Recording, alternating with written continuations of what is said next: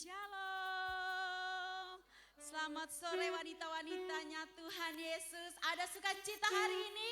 Amin. Mana jempolnya? Kasih jempol untuk Tuhan Yesus. Puji nama Tuhan, wanita-wanitanya Tuhan. Hari yang sangat luar biasa.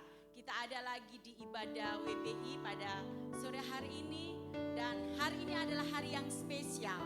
Karena kita akan dilayani oleh hambanya Ibu Pendeta Muda Ibu Leli.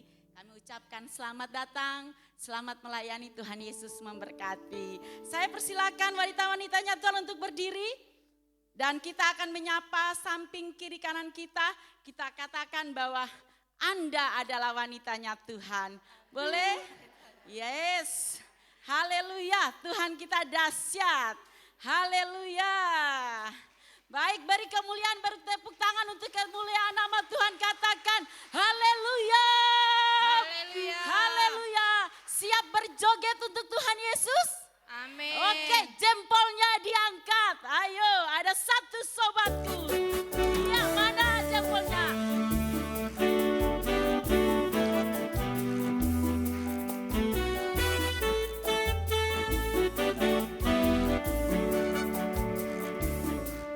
Ada satu sobatku. Ya, jempolnya. Ya, ha. Hei, ha. Dia tinggalkan diri. Mana jempolnya ibu-ibu cantik? Waktu aku susah, waktu ku sendirian, dia selalu menemani diri. Namanya siapa? Namanya Yesus. Iya, mana goyang tiganya? Yesus yang menghibur hatiku. Namanya Yesus. Namanya Yesus.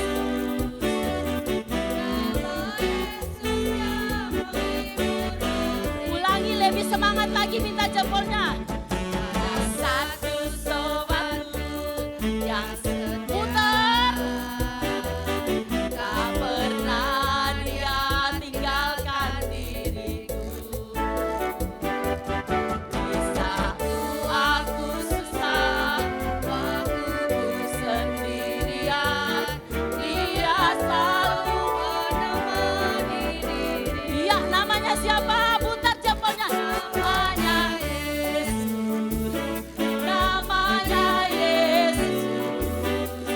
Nama Yesus yang menghibur hatiku. Namanya Yesus. Namanya Yesus. Nama Yesus yang putar ke kanan jempolnya. Namanya ya, putar ibu-ibu. Yesus. Nama Yesus yang menghibur hatiku. Putar lagi. Namanya Yesus. Namanya Yesus. Nama Yesus yang menghibur hati. Ya, jempolnya di atas kepala. Namanya Yesus. Iya. Nama Yesus yang menghibur hatiku. Namanya Yesus. Namanya Yesus. Nama Yesus yang menghibur hatiku. Nama Yesus yang menghibur hatiku. Nama Yesus yang menghibur hatiku. Beri kemuliaan buat nama Tuhan. Katakan, Engkau dahsyat Tuhan. Kau dahsyat Haleluya. Tuhan. Ya. WBI Esther. Sehati, Ulang. WBI Esther. sehati. Beri kemuliaan buat nama Tuhan. Katakan haleluya. Saya persilakan wanita-wanitanya Tuhan untuk duduk kembali. Mari wanita-wanitanya Tuhan. kita datang, kita akan masuk dalam pujian penyembahan. Tuhan, terima kasih Bapa. Terima kasih Tuhan. Kalau Engkau tidak pernah meninggalkan kami. Terima kasih untuk waktu ini Tuhan. Kami sudah berjoget menari untuk-Mu. Saat ini kami akan memuji dan menyembah-Mu Bapa. Kami mengundang hadirat dan kuasa-Mu turun atas kami Tuhan. Biarlah pujian dan penyembahan ini Bapa layak di hadapan-Mu Tuhan. Dan biarlah Tuhan, kami wanita-wanita-Mu selalu merindukan-Mu Tuhan. Oh sikara bala bala bala bala bala. Sikara bala bala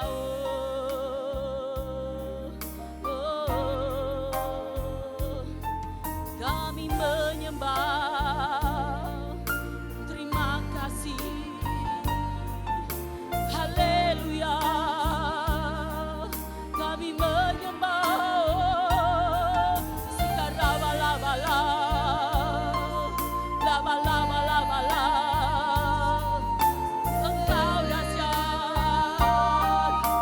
Engkau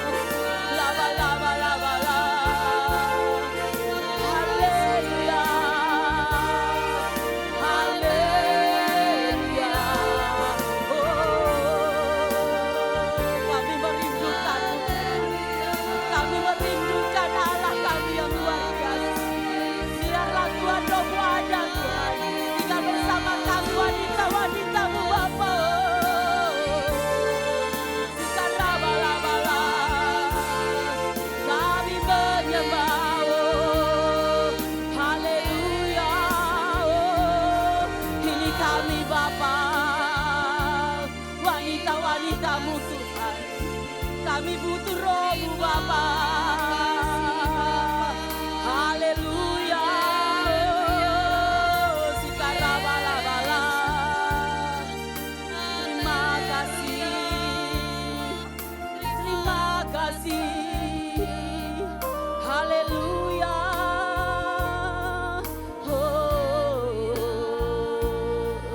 Terima kasih Tuhan, terima kasih Bapa. Ku rindukan Kau hadir di sini saat ini Tuhan. Ku rindukan Roh-Mu mengurapi saat ini Yesus. Saat ini Tuhan, ku rindukan Roh-Mu mengurapi saat ini Yesus.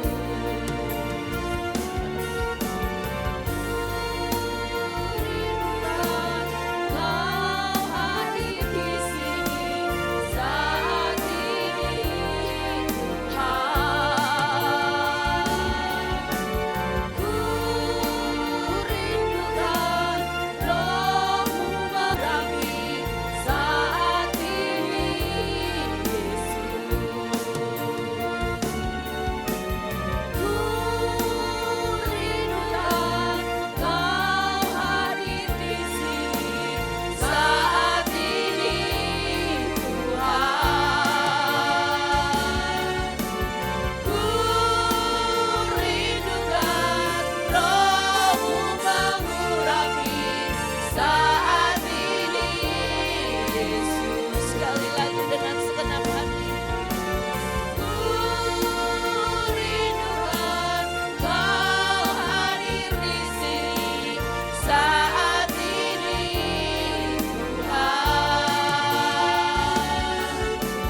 Ku rindukan Roh-Mu mengurapi saat ini Yesus. Saat ini Yesus. Saat ini Yesus.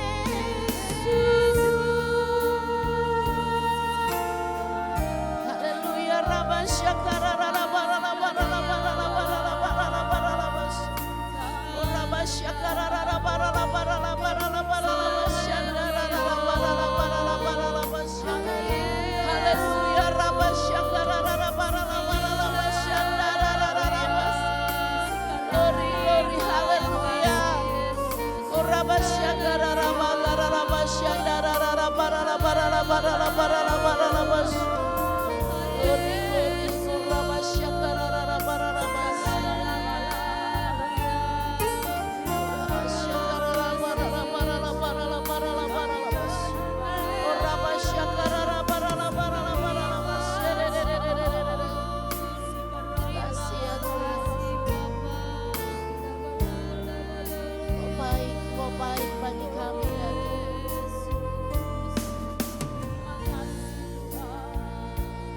Bersyukur buat waktu yang Tuhan berikan bagi kami. Untuk kami belajar akan kebenaran firman Tuhan. Kami terus hidup dan bertumbuh dari hari ke hari. Iman kami semakin ditambah-tambahkan Tuhan. Dan Tuhan, kami tahu Engkau waktunya sudah singkat. Dan hari-hari terakhir ini Tuhan, Kau berikan kemampuan bagi setiap kami wanita-wanita-Mu Tuhan. Untuk menjadi penolong dan tiang doa atas rumah tangga. Dan menjadi ibu yang bijak buat anak-anak kami. Dalam kondisi yang ada semakin hari bukan semakin baik. Tapi kami percaya ketika kami bangkit, kami mengerti isi hati Tuhan. Kami boleh mengantisipasi apapun yang terjadi. Dan kami percaya Tuhan, malam hari ini Roh Kudus silakan pimpin kami. Berikan hikmat pengertian buat kami boleh belajar sama-sama Tuhan. Untuk kami senantiasa hidup kudus dan berkenan di hadapan Tuhan. Dalam nama Yesus, haleluya. Amin. Shalom.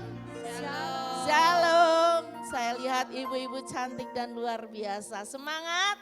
Amin. Dan setiap kita harus bangkit dan menjadi terang. Amin. Silakan duduk kembali. Ya, terima kasih Bu. Ya, siapa yang sudah kenal saya? Iya, boleh. Namanya siapa ya Bu? Ya, saya kayaknya selama sebelum pandemi ya Bu, saya kesini waktu itu saya bawain tentang back to the womb. Masih ingat? Luka batin dalam kandungan. Masih ingat enggak? Udah lama banget kayak gitu ya. Tapi siapa yang pernah ikut waktu itu? Sudah lupa Bu. Ya enggak apa-apa ya. Malam hari ini kita mau belajar sama-sama tentang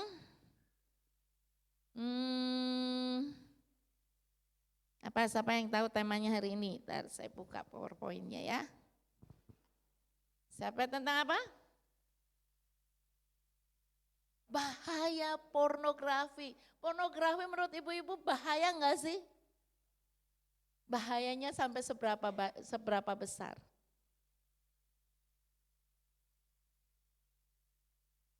Bahaya banget apa sedikit aja? Nggak apa-apa lah Bu, kayak gitu-gitu sih gitu. Halo. Bahaya banget ya. Sebelumnya nama saya Leli Inggar Krisnani. Saya punya anak 2, suaminya 1. Nggak boleh lebih, harus 1 ya. Nah, saya hari-hari saya ngajar di TK, di PAUD. Ya, saya berapa hari itu nggak ke sekolah. Tapi yang membuat saya bahagia tadi pagi saya ke sekolah.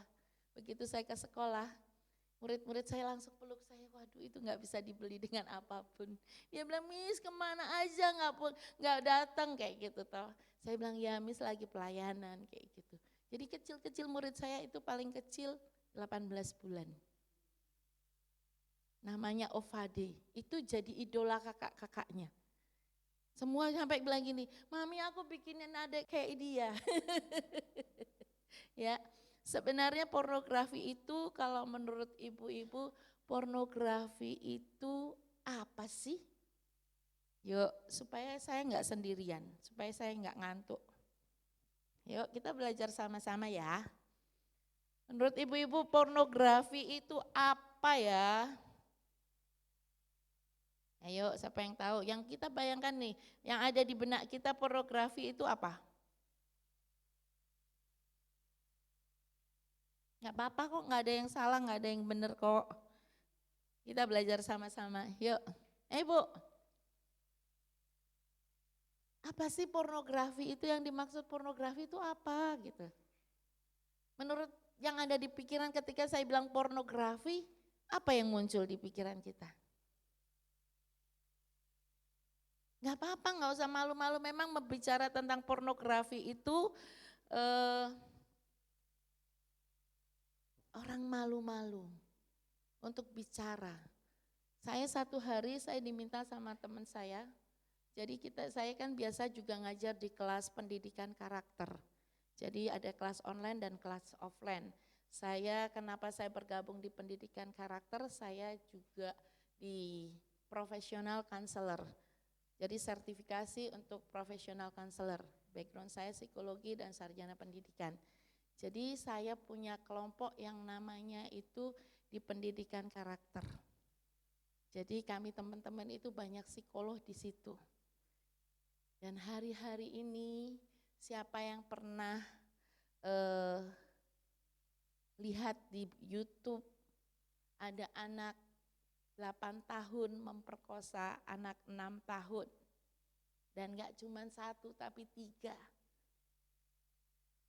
Ketika mereka berdiskusi ini ada gejala apa? Siapa yang tahu? Kenapa hal ini bisa terjadi? Coba zaman dulu, zamannya kita kecil, ada nggak berita anak 8 tahun memperkosa 6 tahun? 8 tahun nggak ngerti apa-apa. Tapi anehnya ini terjadi penetrasi, tahu penetrasi? Jadi dia melakukan hubungan. Bayangin 8 tahun. Ada banyak orang bilang begini, mengangkat masalah pornografi itu mereka merasa tabu. Tapi itu harus dibahas supaya tidak terkelanjutan. Supaya enggak kelanjutan. Nah kayak gini kan bingung. Ini mau dilaporkan, membuat aib keluarga, enggak dilaporkan korbannya bagaimana. Ketika itu dilematika. Teman saya gini, waktu dia bilang gini, Bu, saya mau ajakin Ibu bikin seminar. Ibu punya materi apa? Saya bilang saya punya materi parenting, Pak. Lalu dia bilang gini sama saya bilang pentingnya pendidikan seks sejak usia dini. Terus dia bilang, oh ya Bu, kalau gitu kita tandem. Jadi dia bilang karena dia pria, dia bilang gini, kalau saya bicara tentang seks itu kayaknya nggak enak, apalagi bicara tentang pelecehan seks. Dia bilang gini, ya udah Bu, join tandem sama dia bagian yang pendidikan remaja, bagaimana mengajar pendidikan seks buat anak remaja. Jadi saya setiap tahun itu di Desember biasanya kami buat online maupun offline. Selama pandemi kami buat offline, buat online ya. Nah dia tanya gini, Ibu kenapa berani? Karena saya itu gemes Bu, ada banyak korban pelecehan seks. Itu bikin saya emosi gitu loh, ini kok bisa sampai hal ini terjadi.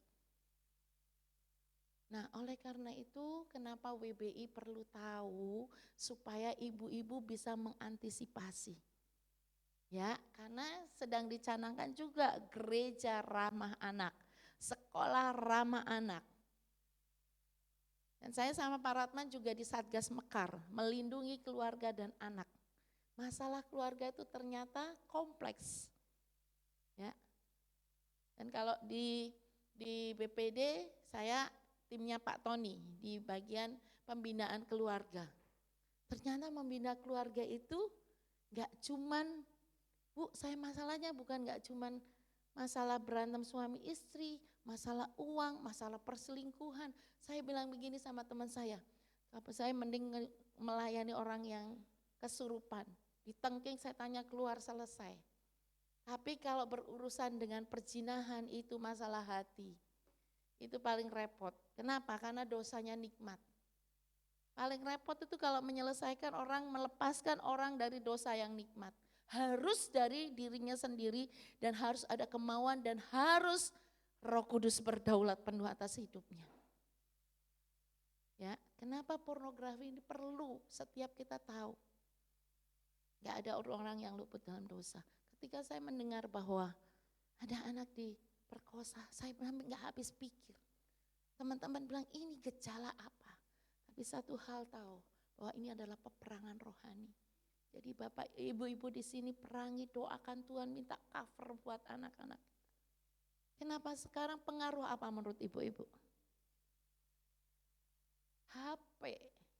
Terus kalau kita tahu pengaruh HP, kalau anaknya rewel ibu kasih apa? Kasih apa? Berarti yang salah siapa?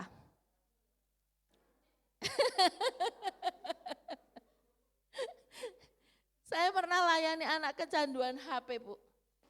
Sampai saya bilang, kadang-kadang gini, orang tua gak mau repot. Daripada mumet nih ngurusin, ya udah nih, diam. Di gereja pun supaya dengan mamanya asik dengar firman, anaknya dikasih nih biar diam. Ayo, ketika anaknya kecanduan yang salah siapa? Yang salah siapa? Iya. Karena apa? Ketika dia pegang HP, itu ada beberapa yang terlintas pasti. Ya. Ada yang terlintas pasti, ada yang lewat. Nah, nanti saya kasih tahu dampaknya apa sih ketika anak-anak itu, enggak cuma anak-anak yang kena pornografi itu enggak peduli mau tua, mau muda, mau anak-anak, mau orang tua. Makanya waktu itu saya punya tema namanya apa? Waspada pornografi. Pornografi ada di setiap bilik rumah Anda. orang yang kekerasan seksual, mereka mengalami pelecehan itu bukan dari mana-mana, kebanyakan dari keluarga. Satu hari saya ditelepon dari pasiennya Citra, Cilacap tanpa kekerasan. Jadi dia bilang gini, Bu, anak saya mengalami pelecehan seks. Saya mendengar pelecehan seks, bayangan ibu-ibu usia berapa? Berapa Bu Yo? Hah? Remaja, yuk Bu. Siapa lagi, boleh bantu saya enggak? Ini kita enggak usah tegang. Kita bisa diskusi ya. Berapa Bu? Bayangin ibu gini, ketika ada orang bilang, Bu anak saya mengalami pelecehan seks. Ibu di benaknya umur berapa? Tadi Bu Yohana bilang remaja. Hah? Hah? Anak TK bisa. Ada lagi? SD, SMP. Ya. Tahu enggak, saya bilang gini, ibu anaknya harus ketemu dengan saya karena anaknya harus dipulihkan. Ya, ketika dia ketuk rumah saya, janjian, selamat shalom Bu, oh ya silakan duduk. Dia bawa anak kecil, 6 tahun. Lalu saya bilang gini, ibu anak yang mengalami pelecehan, ibu bawa ke sini enggak? Ini Bu. Di situ saya nangis, saya hancur hati. Yang melecehkan siapa? Bukan orang lain, omnya dia. Kenapa? Mamanya kerja, papanya kerja, dititip sama omnya. Tantenya kerja, omnya di rumah nganggur. Ketahuannya dari mana? Anak ini yang tadinya ceria, tiba-tiba dia menjadi pemurung. Nah setelah itu dia bilang sama kakaknya, vaginanya sakit.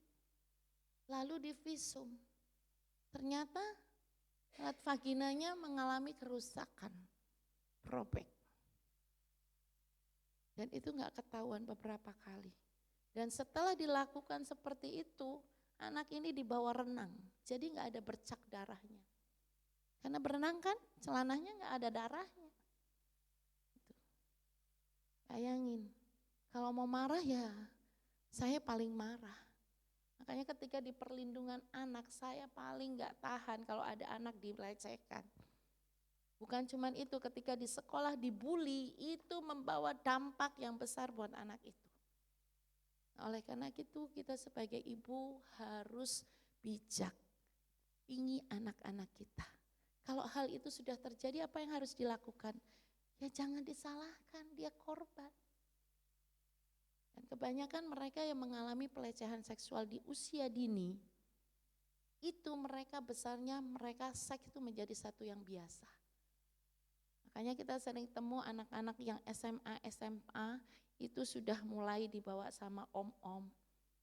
Kenapa? Karena dia awalnya korban dan akhirnya jadi ketagihan.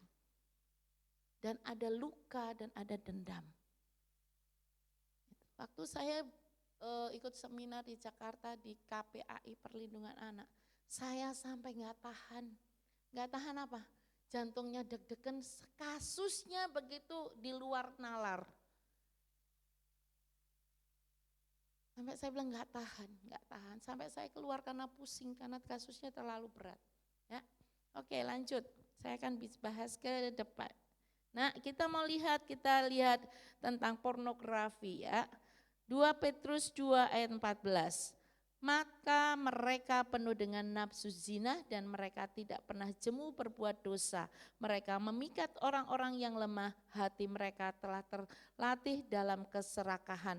Mereka adalah orang yang terkutuk. Jadi ketika kita bicara tentang pornografi, erat kaitannya dengan perzinahan. Dan dosa perzinahan itu mengejar dan mengikat. Dosa perzinahan itu apa aja? Pornografi itu apa aja? Ketika saya bilang pornografi, apa yang muncul di sini pertama kali? Yuk, seks bebas, apalagi? Apalagi Bu? Apa yang ada di benak saya ketika ada satu kata pornografi? Nah waktu ibu-ibu kemarin memilih bahaya pornografi, Apa yang di pikiran ibu? Apa yang ibu pengen tahu? Bu, nggak apa-apa bu. Nggak ada yang salah, nggak ada yang benar kok. Ya kita diskusi, nggak apa-apa.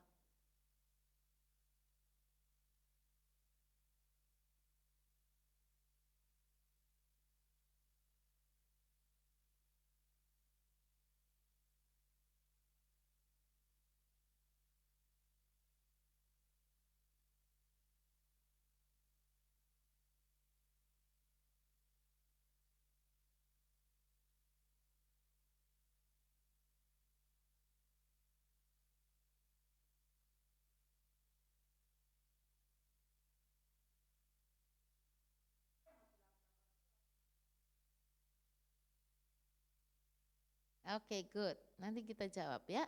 Ketika kita bilang pornografi ada lagi, tadi Ibu bilang seks bebas. Pornografi itu apa sih gitu kan? Hah? Gambar-gambar ya. Ya, gambar-gambar apa Bu? Kalau zaman dulu itu ya orang nonton film porno itu sembunyi-sembunyi. Tapi sekarang karena kemajuan teknologi, dia kadang-kadang ya cari artikel apa. Coba ketika anaknya, Bu ini nggak bisa kerjain PR. Begitu searching ada yang lewat nggak? Ada. Nah itu bagaimana caranya ketika itu lewat, apa yang harus dilakukan. Ya, nah ketika kita bicara tentang pornografi, ada banyak orang berpikir tentang gambar porno, ada seks bebas, ada apa lagi? Ada kecanduan pornografi. Nah, seringkali pornografi itu sekarang disebut dengan narkolema.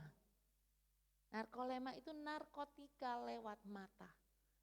Kalau ibu-ibu tadi nanya, Bu, anak bisa kecanduan, kerusakan otak orang yang kecanduan pornografi itu hampir sama dengan kecanduan narkotika. Kalau orang yang kecanduan narkotika, bagian otak yang rusak 3. Tapi kalau pornografi yang bagian yang rusak adalah 5. Ngeri enggak? Dan kita enggak pernah berpikir sampai sejauh itu kerusakannya. Nanti saya puterin videonya.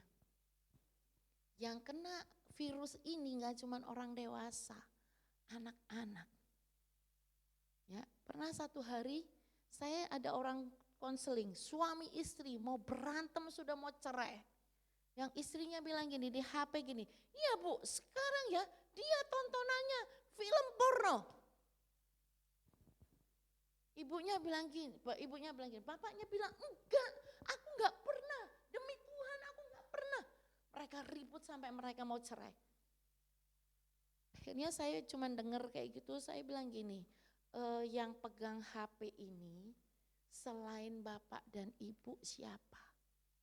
Coba diingat-ingat. Ternyata apa?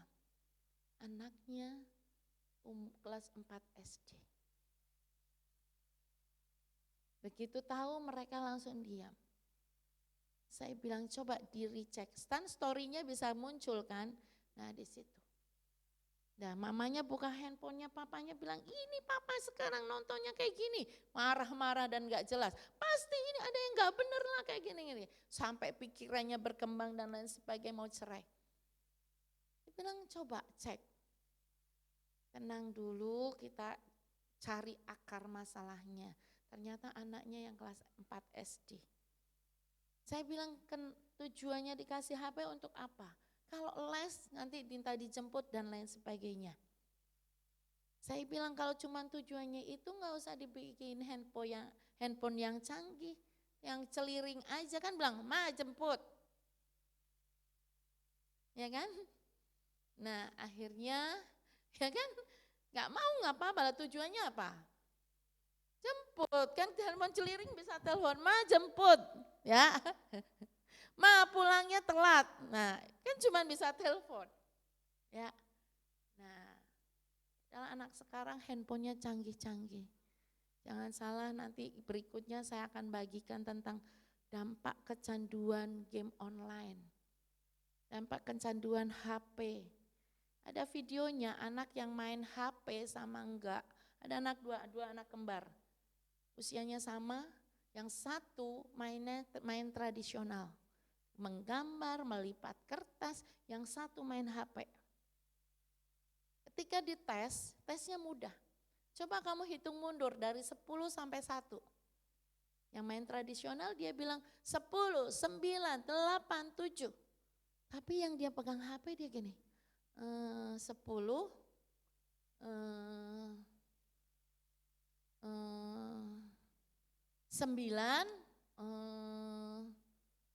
8, 3. Kita tahu, kita berpikir kalau anak kita pegang handphone sudah pinter. No, otaknya jadi lambat. Lambat berpikir, apalagi sudah ada film porno yang pernah lintas. Dia akan panggil, besok dia akan datang situ lagi. Apalagi story-nya begitu dibuka, langsung keluar yang itu ya Dek ya. Halo. Ketika saya pernah buka satu situs porno, story-nya ada enggak? Nah, saya ini enggak canggih, coba Eras bantu saya. Bener? Bener ya Eras? Iya, pasti ketahuan. Ibu kasih handphonenya, kasih ke Eras, lihat. Eras bisa tahu loh, ibu nonton film porno berapa kali dia tahu. Ya Eras ya? Karena ada story-nya. Dan kita gaptek pokoknya asal buka aja, jangan salah. Itu ya. Nah, jadi kadang-kadang orang berpikir gak apa-apa anaknya bisa. Hati-hati. Dan ini paling merusak. Kalau belum waktunya jangan dikasih.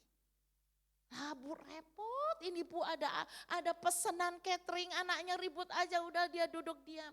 Jangan salah, kita sedang meracuni dan merusak otaknya. Halo. Kalau saya ada anak main handphone, dia bilang minta handphone papa, minta handphone papa. Kemarin saya sempat saya waktu retreat itu, anaknya nangis-nangis. Kenapa nangis Dek? Minta handphone papa, minta handphone papa. Saya bilang Dek ayo ikut yuk, handphone papa lagi dipakai, ikut. Saya bilang ibunya ini sudah kecanduan, karena sampai tantrum. Kalau ibu mau terusin, kasih. Kalau ibu mau dia lepas dari itu, ibu harus berani berkata tidak. Gak apa-apa nangis paling sebentar kok. Kadang-kadang kita gak tahan, nangis udah. Anak itu pinter loh. Ketika hari ini dia nangis, dia minta handphone, ngotot, nangis, guling-guling, kalau saya tak biarin. Kalau hari itu kita kalah, besok ketika kamu gak kasih dia akan lakukan hal yang sama. Besok lusa akan lakukan yang sama karena mamanya kalah sama dia. Saya bilang gak apa-apa Bu, biarin dia nangis, kuat-kuatan.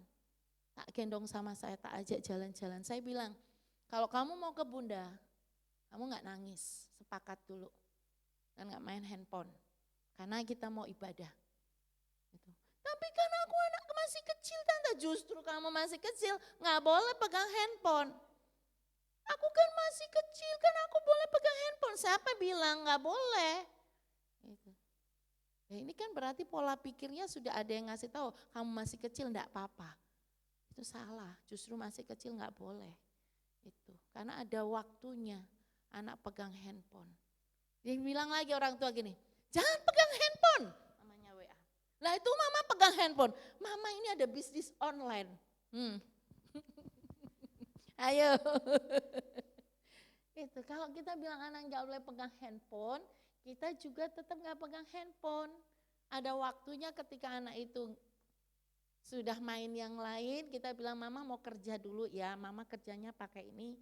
Tapi benar-benar kerja, jangan mamanya WA-an kemana-mana tapi, nah itu bohong ya. Yang senyum-senyum pasti pernah ya. Apa itu pornografi? Definisinya pornografi ya. Kecanduan teknologi itu membuat mudahnya mengakses konten bermuatan seks.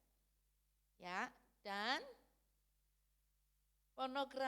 konten seks yaitu pornografi sehingga banyak remaja yang menikmati hal ini dan menjadi candu. Ibu-ibu tahu enggak kalau sekarang ada anak muda sekarang sewa pacar? Ada enggak? Sekarang sudah zamannya Bu, sewa pacar. Kenapa harus sewa pacar? Ini saya bilang ini gila. Kalau saya bilang ini peperangan rohani. Ini zamannya Sodom dan Gomora itu bisa terjadi. Maka oleh karena itu ibu-ibu tetap waspada ya. Kita nggak bisa menghindari teknologi. Zaman canggih kita bilang anak kita nggak boleh pegang handphone. Tapi yang semua harus ketika kuliah sekolah online juga harus pegang handphone. Bilang mama lagi kuliah sekolah online, jantannya yang dibuka lain ya. Jadi definisi pornografi.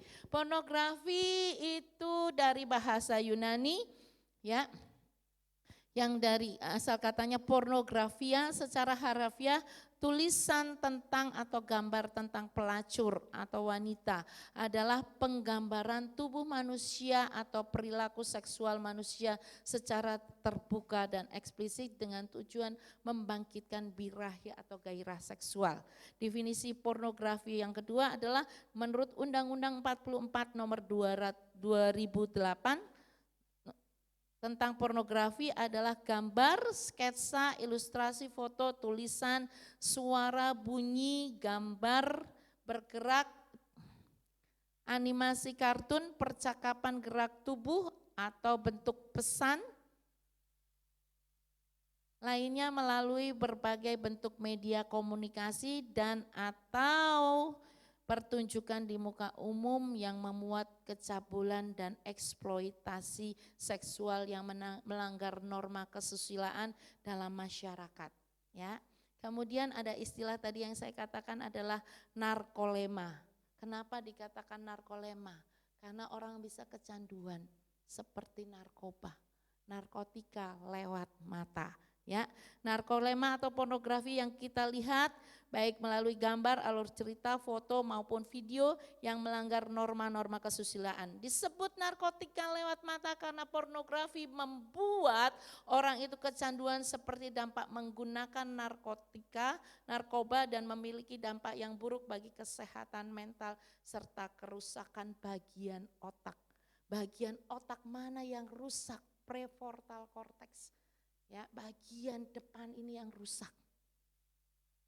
Yang mengatur emosi. Kenapa kalau orang sudah kecanduan, dia disuruh stop, dia pasti marah dan tantrum. Ya. Nah, karena apa? Karena ada bagian otaknya yang rusak.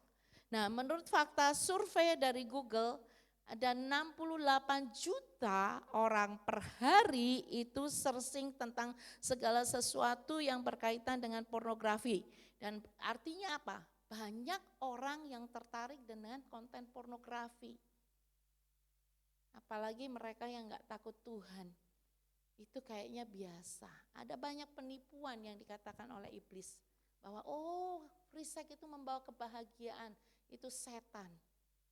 Dan orang banyak terjebak di situ. Oh sekarang gak apa-apa, LGBT itu keren. Itu tante ya. Saya bilang enggak. Itu bukan keren. Tuhan menciptakan laki-laki dan perempuan. Enggak ada setengah-setengah. Ya. Kenapa? Itu tipu daya iblis. Ada banyak orang kenapa mereka jatuh di LGBT, di free sex. Karena sejak dini mereka enggak diajar tentang bagian tubuh mana yang boleh disentuh dan tidak boleh disentuh. Ya, bagaimana cara ngajar anak di bawah anak PAUD ngajar tentang pendidikan seks? Orang udah mikir, pendidikan seks, masa anak kecil diajarin pendidikan seks? Pendidikan seks itu enggak bicara tentang hubungan suami istri, bagaimana mencegah. Diajar anak-anak ini. Karena sekarang pembantu itu juga kadang-kadang ada satu kasus juga begini. Anak ini yang remaja boleh dengar untuk pengetahuan. Jadi anak ini umur 4 tahun. 4 tahun, ya 4 tahun. Anak ini umur 4 tahun. Dia tinggal sama pengasuhnya. Pengasuhnya itu satu keluarga. Jadi ada bapak, ibu dan punya anak bayi. Dan dia ngasuh 2 anak. Anak yang majikannya 2. Nah, satu hari anak ini dia bilang, aduh vaginanya, pepetnya gatal, pepetnya enggak enak. Saya bilang kenapa ini? Terus saya cek, dia tinggal di rumah sama siapa? Itu. Nah, lalu ternyata anak ini Saya tanya, kalau kamu di rumah, kalau mandi, dimandiin sama siapa? Sama om itu. Dan dia bisa tahu, dia mengalami kenikmatan, klitorisnya dibuat main. Dan dia bilang, satu hari ada keluarganya bilang, Bu, ini anak ini kalau mandi lama banget. Ternyata kan ada shower itu toh, shower yang buat cebok. Nah itu disemprotin. Dan dia bilang itu geli-geli katanya. Itu anak 4 tahun. Hati-hati. Oleh karena itu anak kita perlu didampingin. Anak kita perlu diajar. Bagian mana yang boleh disentuh, bagian mana yang tidak boleh disentuh. Yang boleh mandiin dia siapa kita harus ajar. Kita harus ajarin anak, nih loh kalau mandi seperti ini. Ketika kita mandikan anak kita kasih tahu ini tangan, ini kaki, ini bagian yang boleh disentuh, ini enggak boleh disentuh. Ketika anak kecil kita nanya, "Mama, aku keluar dari mana?" Lah, nanti kamu tahu sendiri kalau udah besar. Nah, enggak usah bahas itu enggak usah bahas.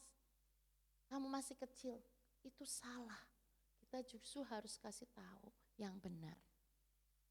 Ya, waktu saya di Klaten ada beberapa bapaknya anak yang dilecehkan oleh siapa? Kakeknya, omnya. Rasanya pengen gemes kayak gitu loh. Dan ini siapa? Sebenarnya spirit iblis merusak generasi. Oleh karena itu kenapa anak kecil sekarang? Kenapa? Ini bangkitnya generasi Yeremia. Generasi anak muda yang Tuhan sedang bangkitkan. Tapi dia tahu rencana Tuhan dan dia berusaha merusak generasi. Oleh karena itu kita bangkit sebagai wanitanya Tuhan, doakan dan dampingi anak-anak ini. Ya. Nah kadang-kadang kita nggak pernah, kenapa? Saya keluar, di luar ada banyak case. Kalau kita cuma di dalam toh aman-aman. Ya. Yang pembantu rumah tangga juga jangan bobok sama pembantu. Sama babysitter, enggak apa-apa lah sama babysitter. Males kalau tiap malam dia kencing. Ya enggak apa-apa, yang punya anak siapa? Ya toh? Siapa yang enak aja, saya bilang enggak. Ya, karena apa? Anak itu dipercayakan ke kita dan tanggung jawab kita. Pembantu hanya membantu. Kalau anak diajari sejak dini, nih kalau mandi seperti ini, kalau cebok seperti ini, coba kamu bisa lakukan. Ya, diajarin. Oke, lanjut. Ya, survei membuktikan bahwa begitu banyak orang tertarik untuk mengetahui tentang pornografi. Nah, di sini nanti saya kasih itu lindungi anak Anda. Jadi di situ bahaya pornografi online. Pornografi itu apa? Dan 90% anak terpapar dengan pornografi usia 11 tahun. 299.602 Internet Protokol Indonesia memuat konten pornografi. Nah, itu konten ini fakta semua. Ya. Yang berikutnya perilaku seksual remaja SMP dan SMU, 93,7% pernah ciuman, petting dan oral seks. 62,7% remaja SMP tidak perawan, 21,2% remaja SMU pernah aborsi, 97% pernah nonton film porno. Dan Banyumas itu terbesar. Banyumas itu termasuk terbesar. Dan di Cilacap itu sedang di campaign ojo kawin bocah. Ada anak-anak itu usia dini sudah menikah karena hamil di luar nikah. Apakah kita masih mau santai-santai saja? Mari kita rebut generasi ini. Caranya apa? Dengan berdoa. Tuhan belas kasihan-Mu turun, selamatkan generasi. Kalau generasi ini dirusak, apa yang terjadi? Ya, itu tulisannya kecil-kecil, nanti boleh dibagiin, enggak apa-apa. Ya, itu data dari hasil survei. Ya. Nah, bagaimana pornografi menurut pandangan iman Kristen? yang berkaitan dengan pornografi, yaitu pornografi itu adalah langkah pertama menuju jurang kejahatan dan kebejatan moral. Kalau kita sadar bahwa pornografi itu merupakan langkah pertama, itu sudah ketika kamu masuk, iblis akan terus menguasai. Ya, oleh karena itu bisa kecanduan. Dan orang yang sudah kecanduan itu nanti ada progresnya berapa persen, itu sudah kecanduan sampai berapa, rusaknya sampai berapa, itu bahaya ya. Nah kemudian pornografi itu adalah ada kecanduan yang melakukan keinginan seksual yang menjijikkan. Dia ketika kita sadar merusak tubuh dan jiwa yang melahirkan dosa yang lain. Orang kalau sudah jatuh dalam dosa perzinahan, dia akan diikuti dosa yang lain. Pasti dia bohong dan menutupi. Bahkan ada banyak orang menutupi kejelekannya dengan hal yang rohani. Pernah enggak ada hamba Tuhan yang melecehkan anak sekolah minggu dan remajanya? Akhirnya dipenjara, dilaporkan. Malu enggak? Malu. Ada calon vikaris memperkosa, melecehkan anak remajanya. Itu juga ada. Lah ini otaknya di mana? Saya percaya bahwa dia sudah kecanduan.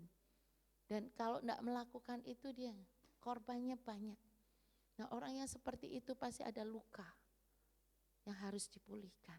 Ya. Nah yang ketiga, esensi pornografi adalah memuaskan hawa nafsu terhadap orang lain melalui pikiran. Ya.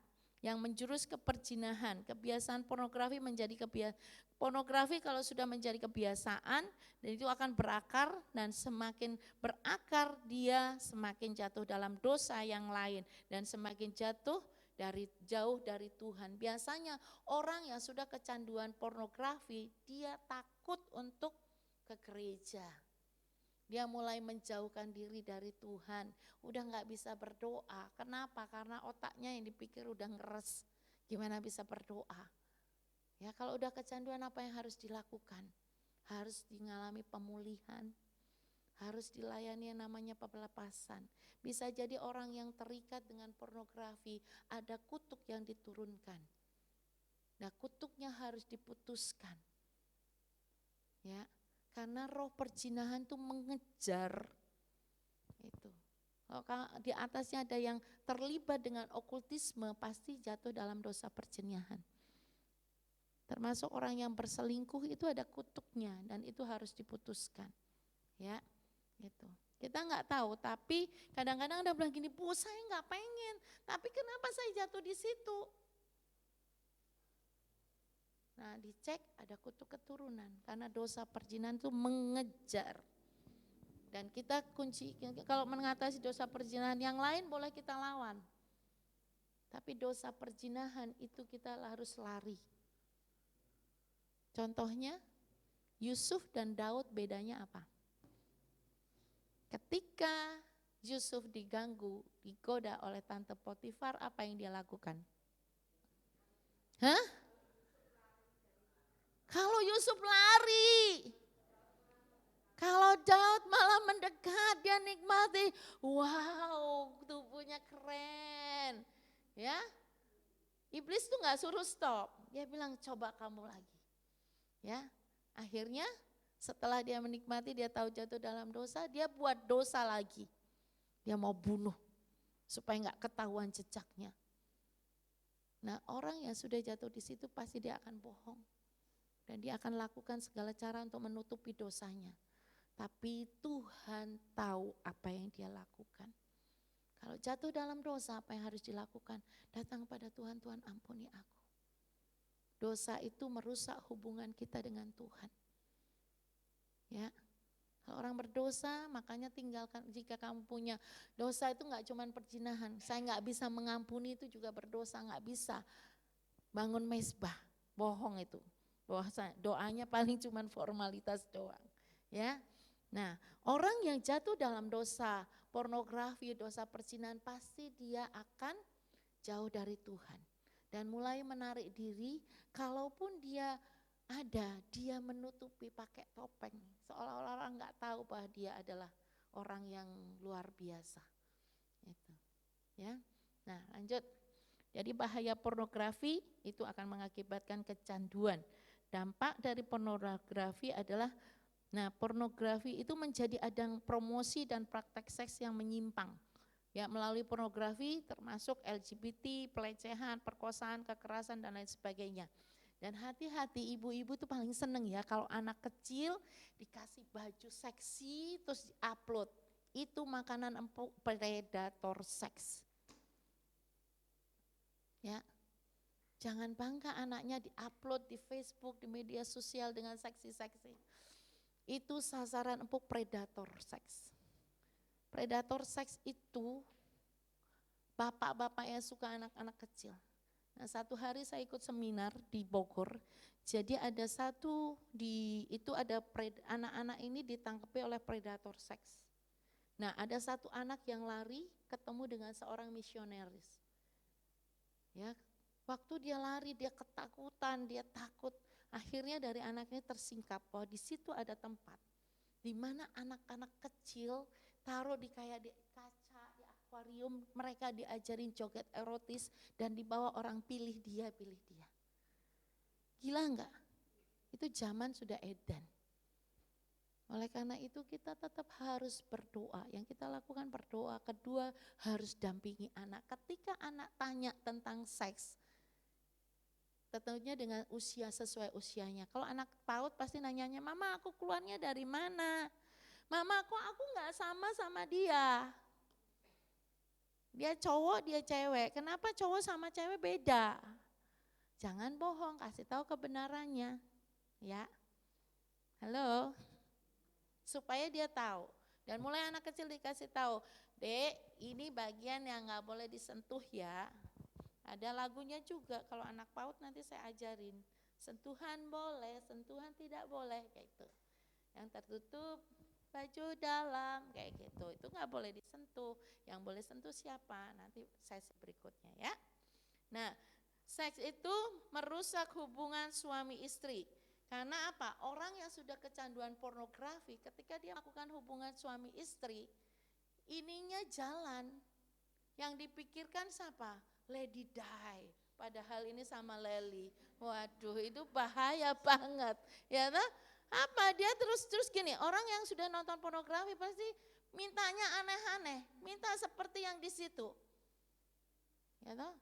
Nanti dia jadi sama istrinya namanya Nancy, dia mikirnya Sofia Lajuba. Wah, ini yang bahaya ya. Dan pornografi itu menyebabkan kecanduan, yaitu terus mengikuti hawa nafsu, cenderung berbohong dan cenderung memakai topeng. Yaitu yang keempat, membuat orang mempercayai semua kebohongan pornografi. Ada banyak orang mempercayai kebohongan pornografi. Dikatakan seks bebas itu membuat kebahagiaan. No. Catat anak muda, no.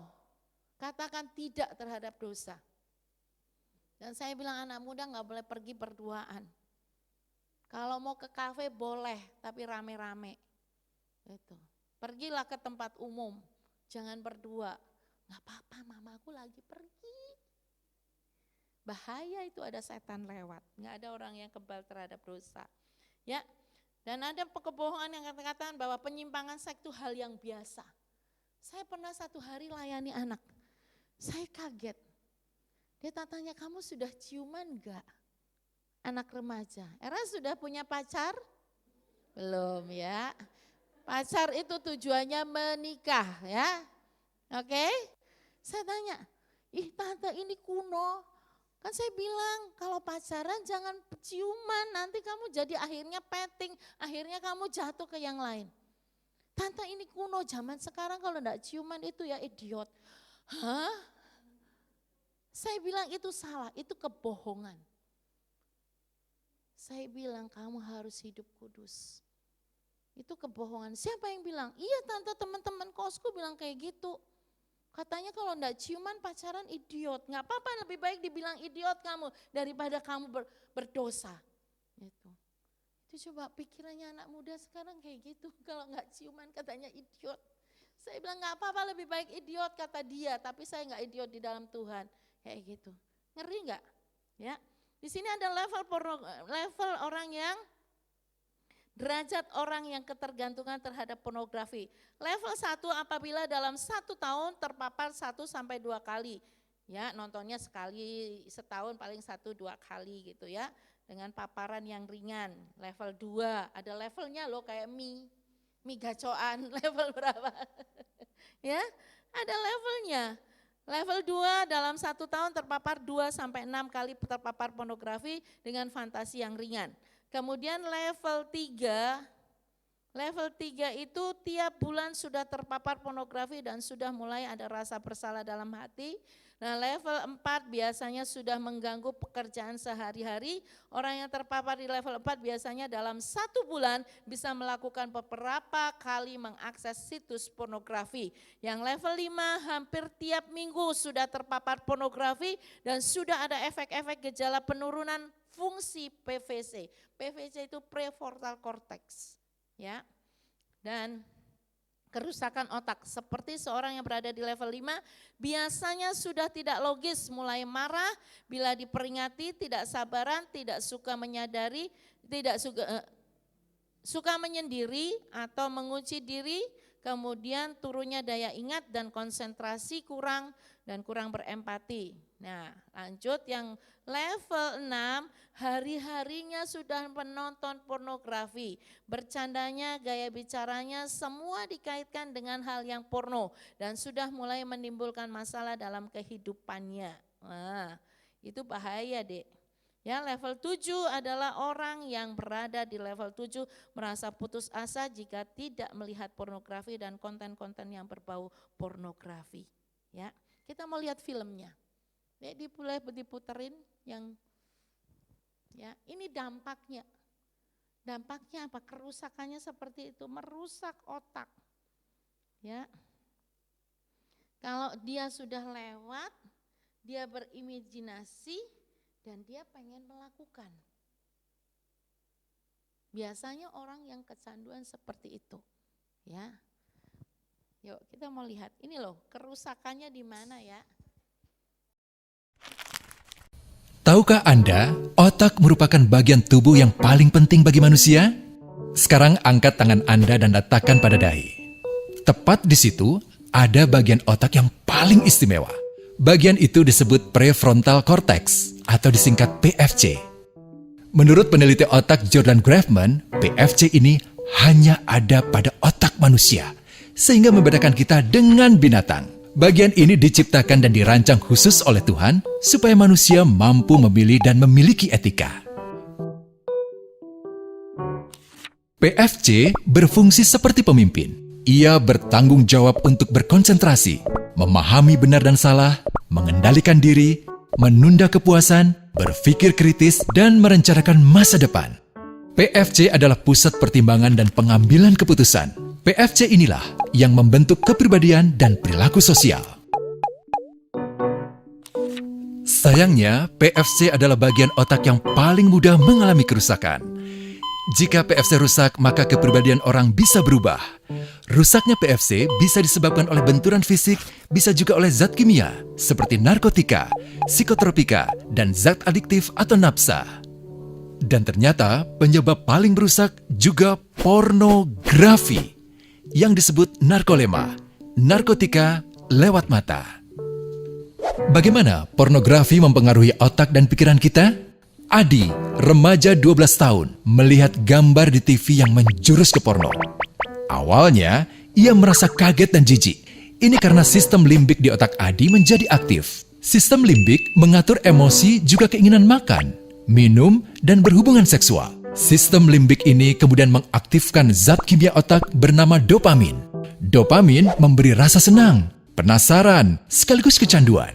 Zat ini juga aktif jika orang mengkonsumsi nafsa. Oleh karena itu, sifat candu pornografi sama dengan sifat candu nafsa.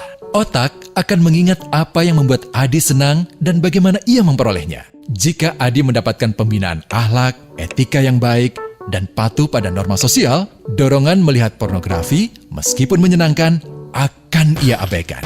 Namun karena hal itu tidak ada pada diri Adi, ketika ia sedang merasa bosan dan ingin mencari kesenangan, otak akan mendorongnya agar melihat pornografi lagi.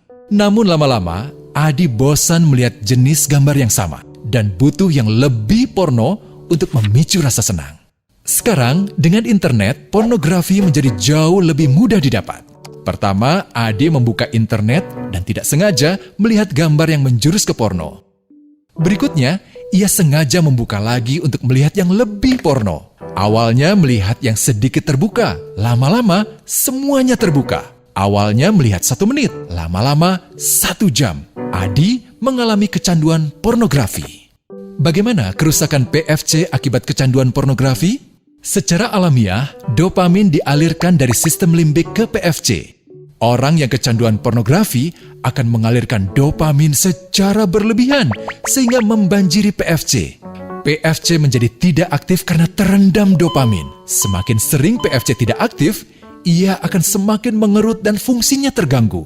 Sistem limbik justru akan berkembang semakin besar karena terus mengaktifkan dopamin, sehingga Adi cenderung untuk terus mencari kesenangan tanpa takut atas akibatnya.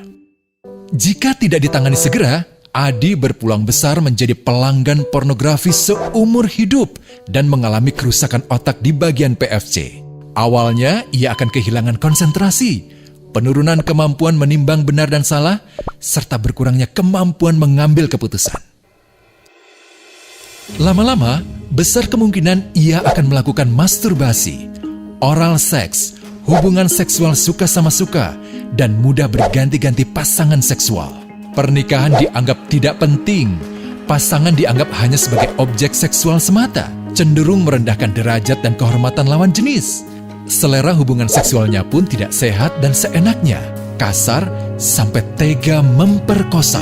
Manusia jadi tidak ada bedanya dengan binatang. Inilah dampak yang terjadi akibat kerusakan PFC. Ahli bedah otak Donald Hilton Jr. mengatakan, jika difoto menggunakan alat magnetic resonance imaging, otak yang rusak akibat pornografi memperlihatkan hasil yang sama dengan otak yang rusak karena kecelakaan. Ia juga mengatakan, berbeda dengan dampak nafsa yang merusak otak di 3 bagian, pecandu pornografi yang sudah melakukan hubungan seks dengan anak-anak mengalami kerusakan otak di 5 bagian. Terbukti, pornografi pada anak lebih bersifat merusak karena PFC belum matang dengan sempurna. Tapi untungnya, otak anak yang belum sempurna ini masih mudah dibentuk. Pengaruh pornografi bisa lebih mudah dihilangkan asal ada usaha untuk memulihkan dengan sabar, terutama oleh ayah ibu, keluarga, dan orang terdekat. Pelajari bagaimana mencegah dan menangani anak yang terkena pornografi. Mari lindungi generasi kita dari bencana pornografi dan kejahatan seksual.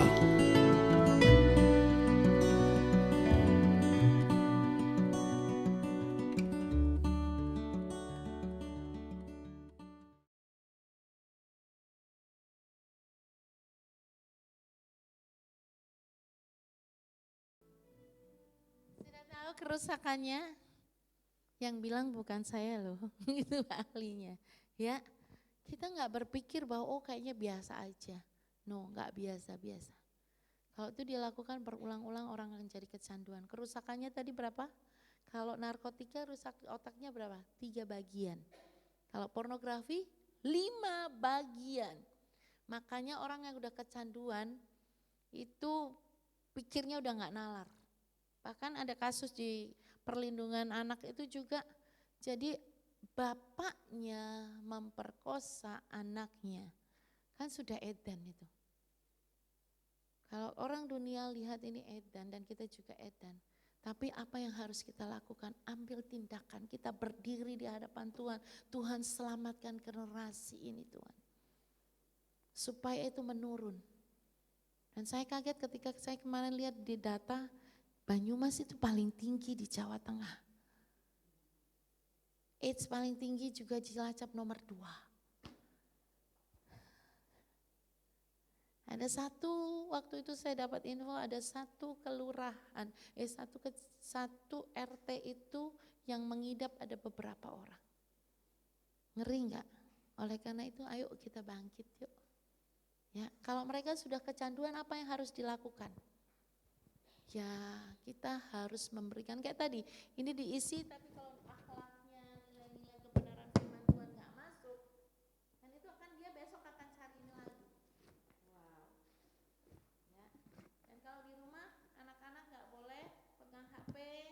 HP-nya dilihat, yang dia tonton apa. Dan tolong anak-anak jangan dikasih ya, otaknya jadi rusak. Kalau kita udah rusak, memperbaikinya agak susah, lebih baik mencegah. Ngeri nggak kerusakannya otaknya? Ngeri nggak? Nggak bisa berpikir nalar, lambat berpikir. Nah, kalau kayak gitu biasanya dilayani satu, dia harus disadarkan bahwa kita sebagai orang-orang pilihan Tuhan, anak-anak kita dijelaskan bahwa Yesus mati di atas kayu salib untuk menebus setiap kutuk dosa dan sakit penyakit. Dan Tuhan mau kita hidup di dalam kekudusan. Tanpa kekudusan kita nggak bisa melihat Allah. Harus berani berkata tidak. Jadilah generasi yang, kalau kita setiap minggu bilang apa ya, Pentakosta ketiga, ya. Di akhir zaman dibangkitkan generasi Yeremia. Generasi yang, Erasio jawab. Hafal enggak? Hah? Generasi yang tidak kompromi terhadap dosa. Enggak apa-apa sekalipun mungkin ketika kamu bilang tidak, kamu dibilang idiot, enggak apa-apa. Yang penting kamu berkenan di hadapan Tuhan. Amin. Dan kita kasih tahu nilai-nilai kebenarannya. Ya, kadang-kadang ada iklan lewat, orang suka iseng. Jangan iseng Bu, kalau lewat skip. Kalau hari ini saya iseng tuh saya lihat, wow. Ya, besok ketika kita nggak saat teduh, kita nggak apa. Kalau kita saat teduh itu dilewat-lewat, potong. Begitu nggak saat teduh lah jadi males saat teduh.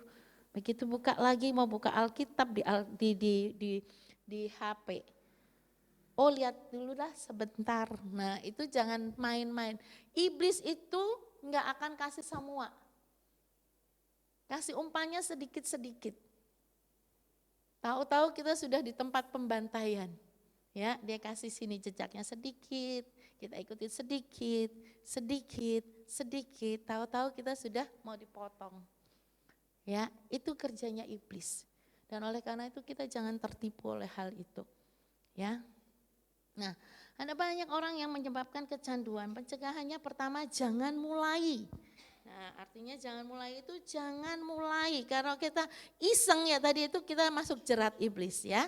Siapapun yang menawarkan jangan terima tawaran itu. Tolak sebab pada dasarnya ketika kita menolak tawaran dosa ya kayak tadi berani berkata tidak. Ketika kita berani berkata tidak konsekuensinya kita dibilang lah sok munafik lah sok ini biarin. Jangan hidup apa kata orang tapi kita hidup apa kata Tuhan. Amin. Ya. Yang kedua, sangkal keinginan untuk melihat. Ketika pengen lihat lah, coba iseng deh. Enggak deh. Lihat ada Tuhan yang melihat. Hati-hati gunakan matamu. Ya. Dosa itu datangnya dari mata, masuk ke hati. Di pikiran tuh medan peperangan. Ya. Iya enggak. Enggak apa-apa, nonton dikit aja enggak ada yang tahu. Jangan salah, ada satu pribadi yang tahu, yang dia selalu dia. Ketika kita nonton dia cuma nangis nak. Ya, oke. Nah ketika kita tahu bahwa Tuhan sudah mati di atas kayu salib untuk menanggung setiap kutuk dosa dan sakit penyakit betapa besar kasihnya. Sebenarnya kalau kita menjadi orang Kristen, kita mengerti arti pengorbanan Yesus di kayu salib, betapa besar kasihnya. Ketika dosa kita dia tanggung di atas kayu salib, kita gak akan main-main dengan hidup kita. Kekristenan itu bukan hanya bicara tentang rutinitas ke gereja, tapi ketika kita tahu eksistensi kekristenan yang sebenarnya, kita akan hidup takut akan Tuhan karena kita mengasihi Tuhan. Amin. Amin. Ya, yang kedua sangkal. Ketika ada keinginan itu katakan tidak dan dialihkan. Ya, alihkan. Misalnya ada keinginan, waduh ada yang lewat, mau cari resep masak tiba-tiba lewat. Jangan dibilang, ih apa ini? Ih. Ketika ada ini sebenarnya ya ketika lagi viral video porno artis A, semua orang pengen lihat, betul? Itu spirit. Ih, videonya kayak apa? Yang melakukan siapa? Pengen lihat nggak? Semua dari tukang ojek sampai orang intelektual pengen tahu. Itu sebenarnya jebakan setan. Ketika kita bilang gini, ya itu urusan dia. Gak usah lihat, kadang pengen tahu. Kamu tahu gak ini? Wah ya ternyata dia ya. Itu sudah celah ya. Jangan buka celah ya. Nanti bilang, tahu gak? Akhirnya ini semua kena racun pornografi. Itu sebenarnya jebakan setan, jebakan Batman itu. Jangan, ketika orang bilang, tahu nggak? Ya aku tahu dia lagi viral, tapi aku nggak mau nonton.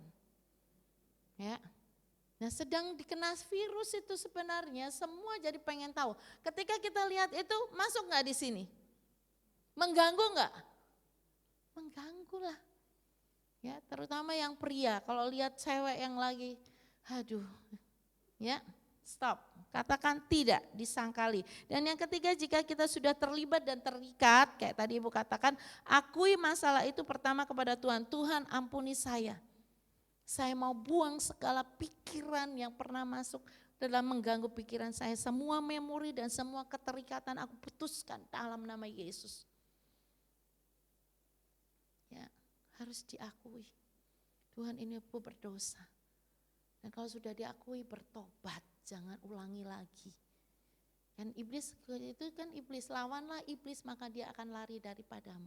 Kalau kita nggak lawan dia nggak lari, besok dia di situ begitu buka celah sedikit dia masuk buru-buru. Ya, nah itu. Jadi kalau sudah terjadi apa yang harus dilakukan? Oleh karena itu harus diisi dengan firman. Oleh karena itu harus punya komunitas yang benar. Ya, anak youth di sini harus dipantau sama bapak dan ibu gembala. Kalau mereka punya pacar harus lapor ke gembala. Supaya apa? Supaya diawasi. Ya. Halo, kenapa tertawa-tertawa? Ya Ibu, Bapak ya nanti disemprit. Karena bagian sempritnya nih gini. Ya. Ya, harus lapor ya. Tujuannya lapor apa? Supaya kita di cover. Ya. Waktu saya dulu sama Pak Ratman, saya punya gembala gini, Pak, saya ditembak sama orang. Gitu. Saya bilang gini, Pak, kakak rohani saya bilang gini, Leli kamu lapor gembala, perkara gembalamu mau doain kamu apa enggak, tapi kamu sudah lapor. Posisi kamu di hadapan Tuhan benar. Ya, kalau di Pak gembalamu enggak doain, berarti dia yang berurusan dengan Tuhan. Ya, gitu. Nah, saya di cover gitu. Jadi aman gitu ya. Terus Pak Tim bilang gini, siapa? Saya bilang ya Bapak uji, kalau saya ngomong kan gak diuji, Bapak jadi tahu. Ya, terus Pak Tim bilang gini, ya udah 3 bulan gak boleh komunikasi. Oke siap Pak. Saya bilang ini ketat banget kayak gitu ya. Tapi saya bersyukur itu adalah gembala yang menjaga saya. Amin. Ya. Yang keempat, jauhkan alat atau sarana yang mendekatkan kita kepada dosa pornografi. Jika internet adalah sarananya, putuskan sarana internet di komputer kita. Jika ponsel adalah sarananya, lepaskan ponsel. Jika majalah, hindari, dan bukan saja majalah tetapi tempat yang menjualnya. Belilah surat kabar atau majalah lain di tempat yang berbeda. Firman Tuhan berkata, maka jika matamu yang kanan menyesatkan kamu, penggalah dan buanglah itu, karena lebih baik jika satu dari anggota tubuhmu binasa daripada tubuhmu yang utuh masuk neraka. Di Matius 5 ayat 29. Bukan berarti ketika saya lihat terus mata saya copot, enggak. Kita menghindari lari dari pusat sarananya itu. Lah Bu Leli bilang katanya kalau ada anggota tubuh yang menyesatkan dipenggal. Bukan itu artinya. Artinya ketika itu yang menyesatkan kamu jangan dekati itu.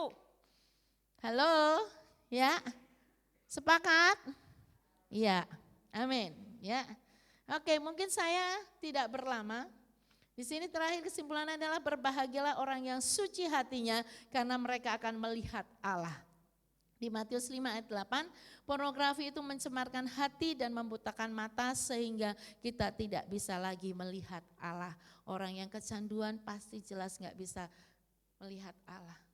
Saya bilang kalau ada orang punya masalah yang saya lakukan adalah pulihkan hubungan dengan Tuhan. Kalau saya dulu waktu praktek di rumah sakit jiwa ketika saya tanganin orang yang stres, Itu yang diutak-atik jiwanya.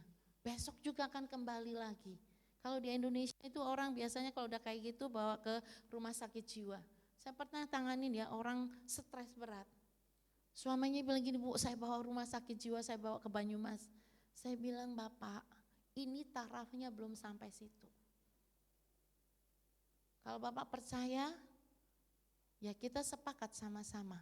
Tuhan bisa mengubahkan dia. Saya tanya, kalau dia lulusan Banyumas nanti, Bapak bisa terima dia enggak? Anak-anak bisa terima enggak? Lingkungan bisa terima enggak? Ya juga sih Bu, ya udah kita sepakat. Tuhan kita dahsyat. Dia bisa melakukan apa yang enggak pernah kita pikirkan. Sepakat, rekonsiliasi, diputuskan dan lain sebagainya. Puji Tuhan. Dia sampai enggak jualan, dia pinter buat makanan. Enggak berjualan sampai lama, uangnya cuma dibuang tok. Saya bilang itu dicuri iblis, Pak, jangan mau. Akhirnya dilayani pelepasan, didoakan, semua sepakat, kita berdoa buat dia. Itulah kuasa doa. Amin. Kalau orang yang sudah kecanduan apa yang harus dilakukan? Tadi langkah-langkah itu. Tapi kalau sudah kecanduan apa yang harus dilakukan? Bawa kepada Tuhan. Mengakui bahwa itu dosa. Dan Tuhan adalah setia dan adil ketika kita mengakui dosa dan pelanggaran kita. Maka dia akan menyucikan kembali. Ya. Kalau anak kita gimana? Kita berdiri di hadapan Tuhan, belas kasihan-Mu turun Tuhan buat anak ini. Ya, kalau kita sendiri minta ampun, kalau anak kita sebagai orang tua, kita minta belas kasihan Tuhan. Supaya anak ini dibebaskan di sakau. Pernah sakau? Tahu sakau enggak? Kalau enggak dikasih itu sampai rasanya panas dingin harus. Itu, biarin aja. Kalau anak kecil itu tantrum, biasanya kalau dia boleh handphonenya gulung-gulung kayak gitu, memarah, teriak-teriak, nggak apa-apa. Itu, nggak usah kalah. Toh dia nggak akan mati kok. Tapi kita mau selamatkan dia. Setelah itu dia gulung-gulung kayak gitu, kita peluk dia. Dek, bukan mama nggak sayang, kasih tahu kebenarannya. Mama nggak mau matamu nanti rusak. Nanti otaknya rusak. Ya, mama simpen ya. Boleh main tapi sebentar. Kalau boleh main sebentar, kita kasih 15 menit. Ya 15 menit ditarik. Seringkali kita kasih sebentar lupa. Kebablasan karena keenakan gak diganggu anaknya. Ingat ibu-ibu ya, jangan kasih handphone kita sedang merusak otaknya anak. Nah, ketika saya layani orang, yang saya lakukan adalah persoalan apapun yang saya lakukan adalah saya bawa kepada Tuhan. Saya pulihkan hubungan dengan Tuhan. Hubungan kita dengan Tuhan terpisah karena apa? Karena ada dosa. Oleh karena itu kalau ada dosa yang merintangi, kita minta akui dosa itu. Dan diputuskan semua ikatan dan undang Yesus. Biarkan Roh Kudus berdaulat penuh atas hidup kita. Gak ada persoalannya, gak ada jalan keluarnya. Bersama Yesus pasti bisa. Amin. Amin. Oke, mungkin ada pertanyaan. Kalau saya ngomong nanti ya bisa sampai jam 10 loh. Materi saya itu kalau kelas ada sekitar 10 materi tentang pendidikan seks anak, usia dini, seks usia remaja dan terus. Dan kecanduan, dampaknya dan lain sebagainya. Kalau saya ngajar di umum saya nggak kasih ayat firman Tuhannya. Karena saya juga harus berhikmat. Ya. Kalau saya kasih di gereja itu lebih dalam karena apa? Tentang hidup tentang kekudusan. Ya, syarat terjadi kebangunan rohani 1. Ini tambahan. Pengen enggak terjadi kebangunan rohani atas kota ini? Pengen? Yuk kita bangkit, berikan kerendahan hati, izinkan Tuhan berdaulat. Ya, yang kedua miliki rasa haus dan lapar akan Tuhan. Dan yang ketiga hidup dalam kekudusan, tidak kompromi dengan dosa. Berani berkata tidak. Orang Jawa itu rikuh, sungkan. Akhirnya terjebak. Ya, lebih baik berani berkata tidak. Iya di atas iya, tidak di atas tidak. Ya. Ada pertanyaan? saya skip karena nanti lama. Ya. Ada pertanyaan Bu? Sudah terjawab? Ya. Terima kasih. Ada pertanyaan Bu? Hah? Oh lagunya, oke nanti tak kirim ke Eras ya. Oke nanti tak kirim ke Eras ya. Nanti saya kirim ke Ibu Gembala ya. Nanti saya kirim.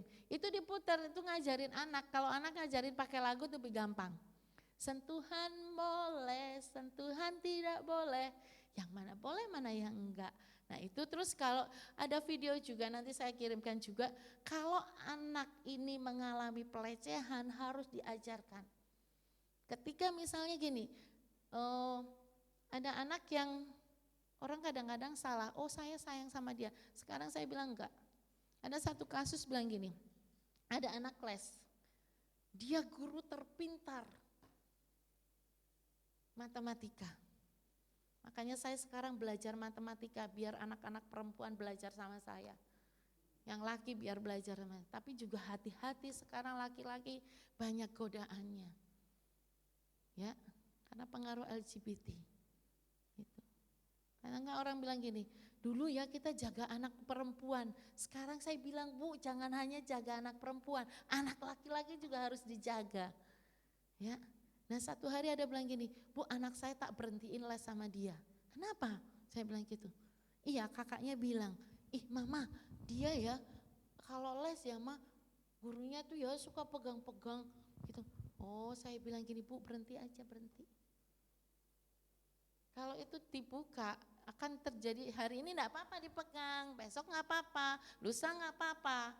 Akhirnya nah dosa itu awalnya ketika kita melakukan dosa deg-degan. Gitu. Roh Kudus bicara. Besok lakukan lagi frekuensinya lebih kecil. Lusa lakukan lagi frekuensinya lebih kecil. Akhirnya menjadi hal itu biasa. Nah itu tipu daya iblis. Oleh karena itu mari kita bangkit sebagai wanitanya Allah. Kita menjadi tiang doa bagi keluarga. Dan kita punya tanggung jawab atas generasi. Amin, sekalipun itu bukan anak kita, tapi kita punya hati untuk itu. Bagaimana kalau mereka datang gini, Bu, saya ternyata saya kecanduan, Bu, tolong saya. Jangan begini, kamu ya bisa kecanduan kayak gitu, apa yang kamu lakukan? Kamu ini ya gak tahu kamu. Enggak, ya anak semakin dihakimi dia akan lari. Tapi tanya, kenapa hal itu bisa terjadi buat kamu? Karena biasanya orang yang kesepian, dia gak punya komunitas, dia asik sendiri dengan ini. Ya, satu hari saya punya teman dia telepon saya gini, Bu, anak saya ini kok sudah kecanduan. Awalnya dari mana? Jadi awalnya dari sekolah online. Ya. Tapi sebelumnya enggak sih awalnya bukan sekolah online. Awalnya itu tantenya lihat dia suka pegang penisnya. Terus dia bilang gini, ngopo tole kok nyekeli manue gitu toh. Terus dia bilang gini, anak tengune apa gitu toh, diperiksa. Enggak. Besok tantenya lewat dia melakukan kayak gitu lagi. Akhirnya tantenya ini bilang sama gurunya, Bu boleh enggak minta tolong cekin handphonenya dia. Karena ini laki-laki. Begitu dicek handphonenya banyak konten pornonya. Dia kelas 4. Dan yang bikin shock itu bukan gambar wanita, tapi gambar pria telanjang. Ada spirit homo. Dan saya bilang coba cek latar belakang, itu berkaitan semua. Cek latar belakangnya. Nah ternyata dia punya, ibunya gak ada, dia tinggal sama bapaknya. Bapaknya suka nonton seperti itu. Nah kalau ketika handphone dilihat kan begitu buka pasti ada story-nya. Dan saya bilang, Bu bagaimana mengatasinya? Saya bilang anak ini gak boleh di kamar sendiri. Sementara harus didampingi dan harus didoakan. dan bilang ini tidak baik. Ya, kalau kamu sudah lakukan itu, ya udah, sekarang kita datang kepada Tuhan minta ampun. Tapi tanya, kenapa kamu sampai awalnya ceritanya gimana? Nah itu, ya. Jadi kalau orang sudah jatuh jangan dihakimi, nanti dia lari. Tapi kita harus rangkul dia. Kalaupun emosi mendidih, kuasai diri. Karena kasih Tuhan yang mengubahkan dia. Saya tanganin anak yang lesbi itu, dia pulih. Karena apa? Saya menerima dia. Dan saya bilang, kamu kenapa? Karena pasti dia punya latar belakang hal itu terjadi. Dia marah dan kecewa dengan orang tuanya. Karena apa? Saya nggak mau jadi wanita. Jadi dia wanita tapi suka dengan wanita, tapi dia berperan sebagai pria. Dia mau melindungi. Nah makanya ibu-ibu hati-hati ya, kalau berantem jangan bilang cerai. Saya paling marah loh kalau orang bilang cerai. Karena saya masuk sekolah psikologi karena apa? Saya dari kecil itu saya paling sedih ketika mama saya kalau berantem, kita cerai.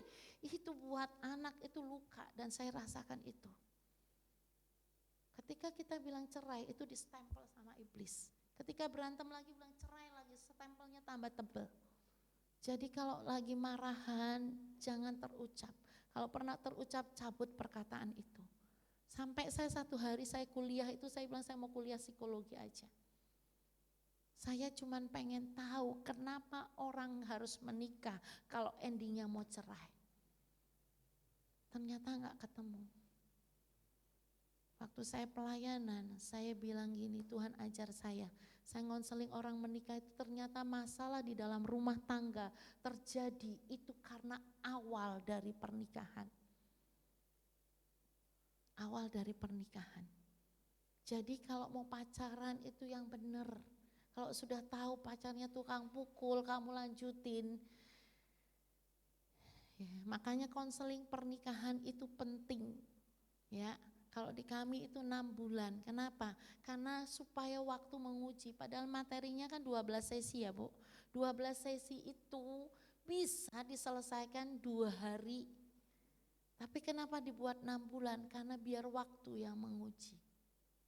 Ya, karena kalau di konseling pernikahannya benar, nah masa lalu yang dia punya masa lalu dibereskan, jadi masuk pernikahan gak terlalu berat. Konflik pasti ada.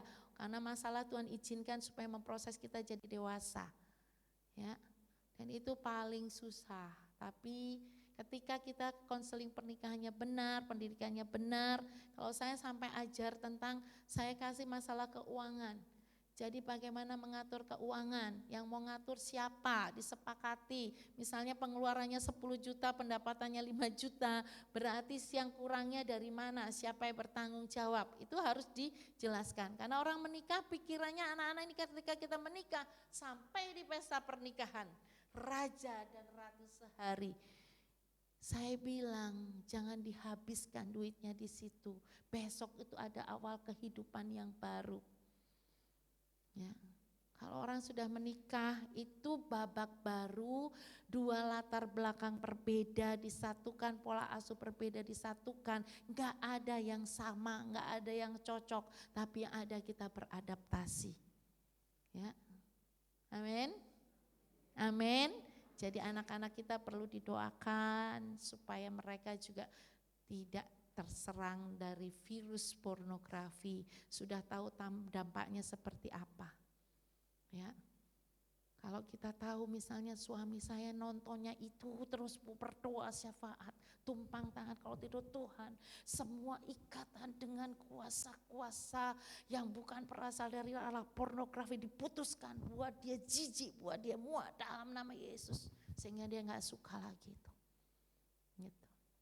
Karena dampaknya nggak bagus, ya itu. Dan jangan pernah nonton film pornografi, blue film. Nggak apa-apa Bu, biar variasi. No, itu sedang merusak otakmu. Ya seperti tadi berhubungan dengan Leli yang dibayangkan Sophia Lajuba, berdosalah dia, ya, ya mengingini orang lain itu kan juga berdosa, ya.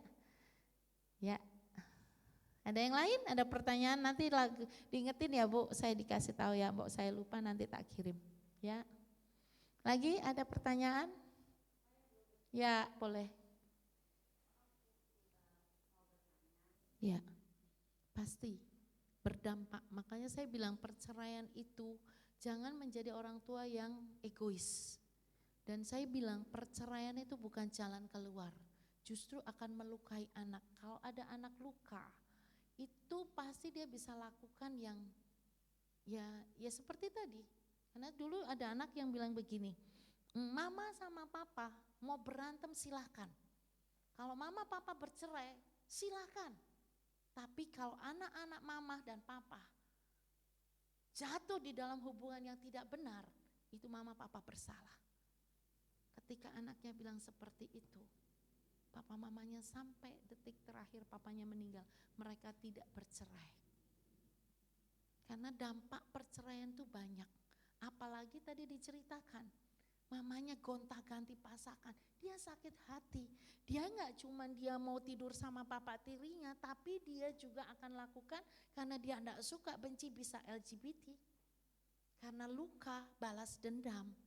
Nah itu yang bahaya. Kalau itu sudah terjadi, apa yang harus dilakukan? Kita kasih tahu ini salah. Ya. Lukanya dipulihkan. Ketika luka dipulihkan, sakit hati dipulihkan, maka itu akan pulih. Dan makanya kita jadi orang tua hati-hati. Ya, karena dampaknya banyak terhadap generasi. Kalau dari cerita ibu tadi apa? Ibunya tidak memberikan teladan. Dia gonta-ganti pacar. Dan dia sayang sama bapaknya, tapi dia lakukan itu. Karena apa? Motifnya balas dendam. Rasanya gimana sakitnya. Nah itu dampaknya juga tidak baik. Itu satu.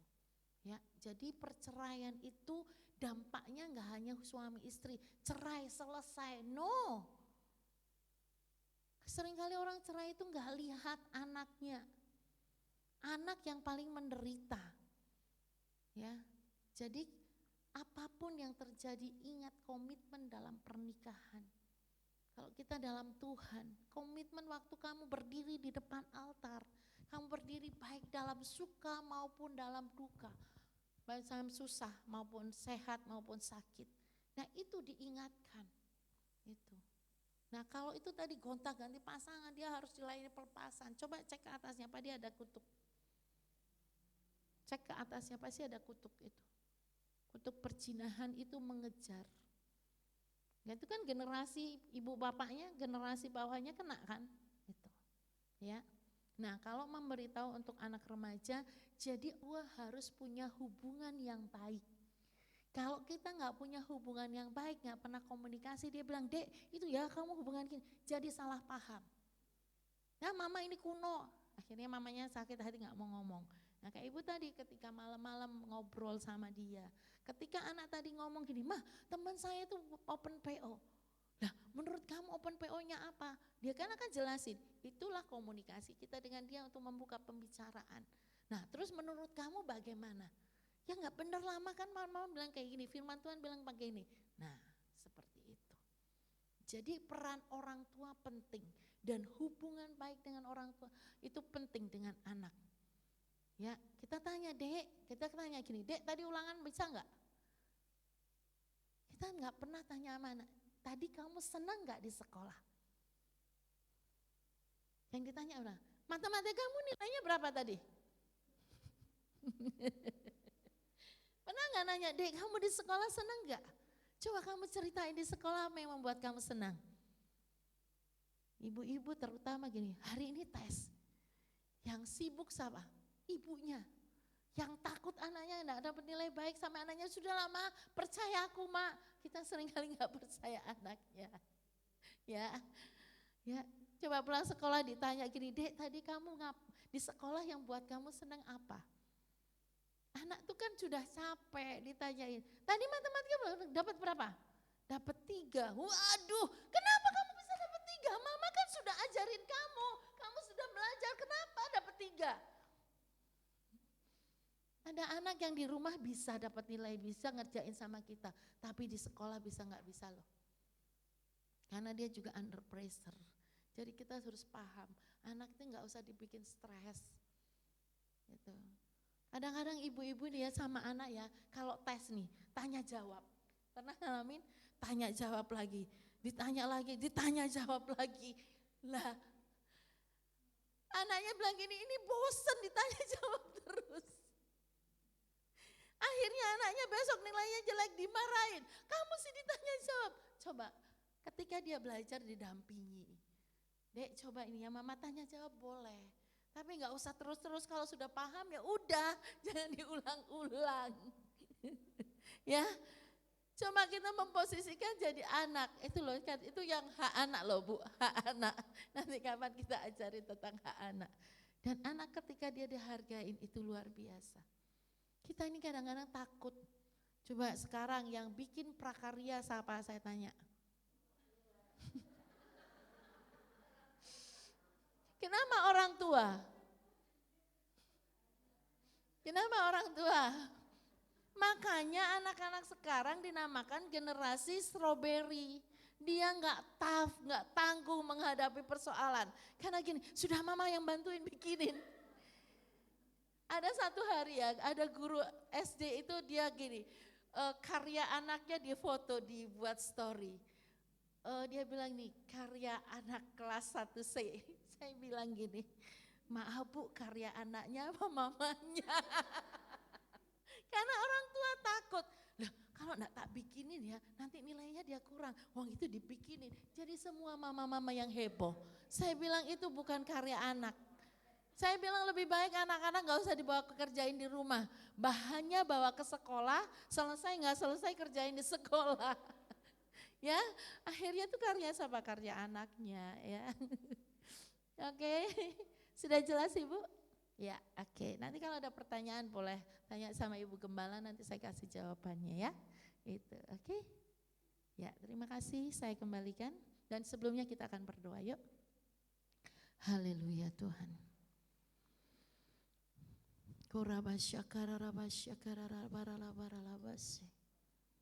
Terima kasih buat malam hari ini. Roh Kudus berikan hikmat pengertian bagi kami.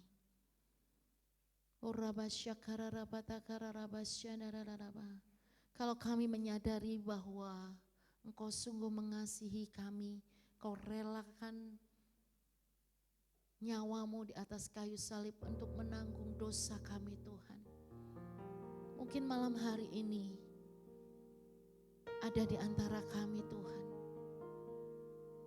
yang kami terikat dengan pornografi. Atau mungkin di masa lalu kami hidup dalam dosa. Malam hari ini Tuhan kami minta ampun di hadapan-Mu. Ampuni aku Tuhan.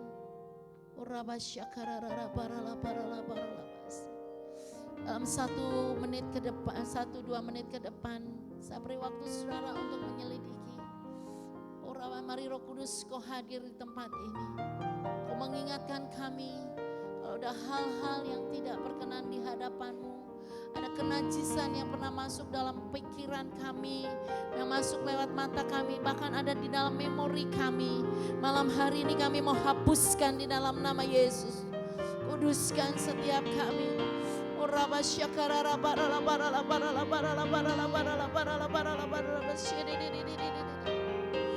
Kami mau kudus di hadapan-Mu Tuhan.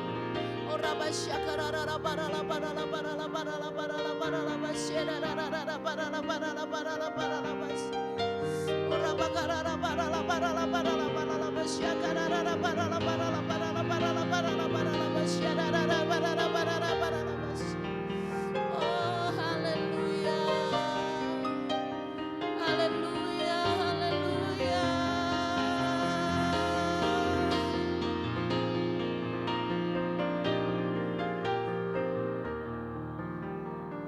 Malam hari ini kami merendahkan diri di hadapan-Mu Tuhan. Ampuni kami Tuhan, ampuni kami. Kalau tanpa kami sadari, kami pernah melihat hal-hal yang najis Tuhan. Malam hari ini Roh Kudus, pulihkan setiap kami, ampuni kami. Engkau adalah Allah yang setia dan adil. Ketika kami datang kepadamu mengakui segala dosa kami di hadapan-Mu, Kau mengampuni kami, bahkan Kau menguduskan kami. Di dalam nama Yesus, tahirkan kami kembali. Kalau selama ini hubungan kami dengan Engkau Tuhan jauh, ada dosa yang menghalangi dan yang merintangi, kami cabut, kami tolak di dalam nama Yesus. Ampuni kami Tuhan. Ketika kami marah, ketika kami bertengkar dengan suami, kami mengatakan keinginan untuk bercerai. Kami sadar perceraian itu melukai anak-anak kami.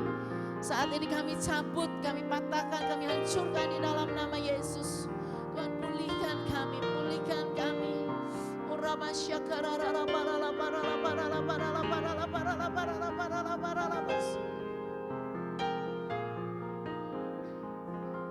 Malam hari ini kami minta kekudusan-Mu melingkupi kami Tuhan. Kuduskan setiap kami, layakkan setiap kami Tuhan. Karena tanpa kekudusan kami gak bisa melihat Allah. Kami mau Tuhan perkenanan-Mu ada pada kami. Dan kami minta pengurapan-Mu turun atas kami Tuhan. Memampukan kami untuk mendidik anak-anak kami Tuhan. Dijauhkan dari hal-hal yang pornografi di dalam nama Yesus. Ampuni kami kalau kami membuat anak-anak kami terikat dengan gadget Tuhan. Ampuni kami. Ampuni kami Tuhan. Kami sadar bahwa hal ini tidak baik Tuhan. Kami minta malam hari ini Tuhan Yesus. Hamba-Mu berdoa buat setiap ibu-ibu yang ada di tempat ini Tuhan. Berikan hikmat-Mu turun pada ibu-ibu ini Tuhan. Untuk mereka boleh menjadi teladan yang baik buat anak-anak kami. Mereka menjadi ibu yang bijaksana Tuhan. Masya ada hikmat Allah di dalam mendidik anak-anak. Sehingga apa yang menjadi destiny Tuhan atas anak-anak, atas hidup kami, itu boleh jadi di dalam nama Yesus. Terima kasih Tuhan Yesus. Hamba-Mu terbatas, tapi biarkan Roh-Mu yang tidak terbatas terus berkarya atas hidup kami. Dari hari ke hari kami dipulihkan, kami dikuduskan, kami disempurnakan semakin serupa dengan gambar Allah. Makasih ya Tuhan. Dan kami boleh menjadi teladan yang baik buat anak-anak kami. Sehingga nama-Mu ditinggikan dan kemuliaan-Mu boleh dinyatakan. Haleluya. Amin. Tuhan, kami tahu kami diciptakan sebagai wanita. Itu tidak kebetulan Tuhan. Engkau punya rencana yang indah dalam hidup kami. Kami harus mendampingi suami kami harus mendampingi anak-anak kami. Dan dimanapun Tuhan menetapkan kami, di pekerjaankah, di gereja, di keluarga, bahkan dimanapun kami berada, Engkau punya tujuan dalam hidup kami. Oleh sebab itu Tuhan, malam ini kami dengar apa yang menjadi isi hati Tuhan. Bahwa Engkau mau Tuhan, generasi-generasi yang Tuhan titipkan, generasi-generasi yang Tuhan tetapkan ada di gereja ini untuk kami bisa bersama-sama memenangkan banyak jiwa, untuk mengentaskan jiwa-jiwa yang hari-hari ini menjadi sasaran iblis untuk dihancurkan. Tuhan, kami tahu bukan hanya orang dewasa saja yang menjadi sasarannya, anak muda, bahkan anak-anak kecil pun, generasi-generasi Yeremia yang hari-hari ini akan Tuhan pakai sedang menjadi sasaran empuk bagi kuasa kegelapan. Oleh sebab itu mari Tuhan, pakai kami lebih lagi, pakai kami lebih lagi, berikan kami kepekaan, berikan kami hati untuk banyak berdoa Tuhan. Supaya kami tahu kami ini adalah orang-orang yang istimewa yang Tuhan sudah tetapkan. Roh Kudus, mari Tuhan, beri hikmat kami untuk kami melakukan seperti apa yang Tuhan mau. Sepulang dari tempat ini, kami mengerjakan seperti apa yang Roh Kudus tuntun dalam hidup kami. Memberkati Ibu Leli yang sudah menyampaikan isi hati-Mu. Pakai lebih lagi pelayanan beliau, supaya beliau terus dipakai untuk kemuliaan Tuhan. Bapa, dan sebentar kami juga akan pulang. Biarlah pulang dari tempat ini ada kekuatan Allah, ada berkat Tuhan, bahkan ada hikmat Tuhan yang akan menyertai kami. Terima kasih Bapak, terima kasih kembalikan kami untuk Kamis ketiga untuk kami bisa berfellowship bersama di WBI di tempat ini. Bahkan persiapan kami Paskah PWGP yang akan bersama-sama dengan gereja-gereja Tuhan yang ada di Purbalingga ini. Biarlah kami menjadi tuan rumah yang baik untuk kemuliaan Tuhan. Terima kasih Bapa, ini doa kami di dalam nama Tuhan Yesus yang berdoa. Haleluya. Kita angkat tangan kita sama-sama. Kaum wanita yang dikasihi Tuhan, malam hari ini terimalah berkat. Kasih karunia daripada Tuhan kita Yesus Kristus dengan persekutuan dengan kuat kuasa Roh Kudus akan menyertai kita mulai hari ini sampai Maranatha. Tuhan Yesus datang dan menjemput kita di awan-awan permai. Yang dipercaya diberkati Tuhan, sama-sama katakan haleluya. Amin. Beri kemuliaan nama Tuhan. Haleluya.